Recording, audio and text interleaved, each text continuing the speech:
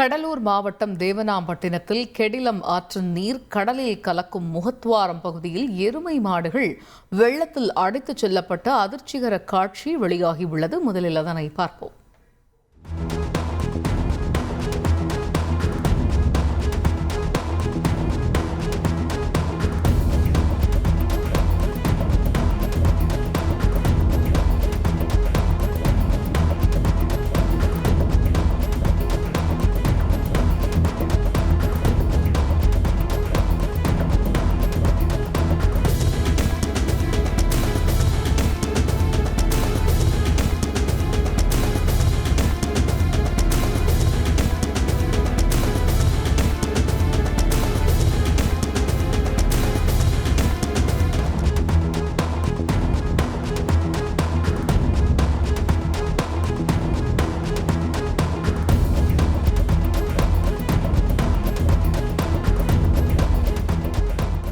கூடுதல் தகவல்களை செய்தியாளர் தேவநாதனிடம் கேட்கலாம். தேவநாதன், வணக்கம். இது குறித்து மாட்டினுடைய உரிமையாளர்கள் கூறுவது என்ன?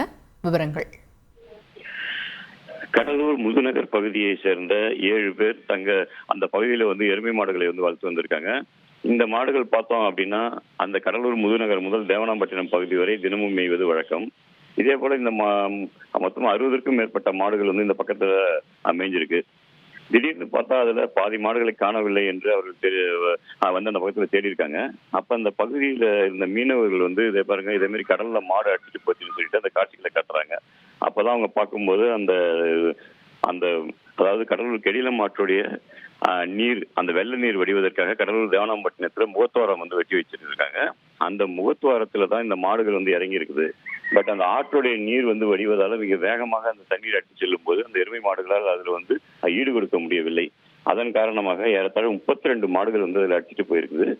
இந்த 32 மாடுகளும் அடித்துட்டு போன வீடியோ காட்சி வச்சுட்டு அவர்கள் காவல் நிலையத்தில் சென்று புகார் அளிக்க சென்ற போது காவலர்கள் அந்த புகாரை ஏற்க மறுத்ததாக தற்போது தெரிவிக்கின்றனர். ஆனால் அதே போல பார்த்தோம் அப்படின்னா அந்த மாடுகளை அடித்து சென்றதற்காக நிவாரணம் பெறுவதற்காக அவர்கள் கிராம நிர்வாக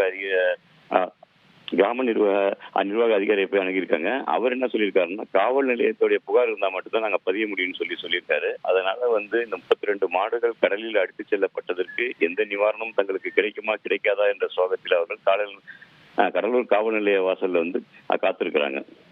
தகவல்களுக்கு நன்றி தேவநாத். செய்திகளை உடனுக்குடன் தெரிந்து கொள்ள உடனே சப்ஸ்கிரைப் பண்ணுங்க.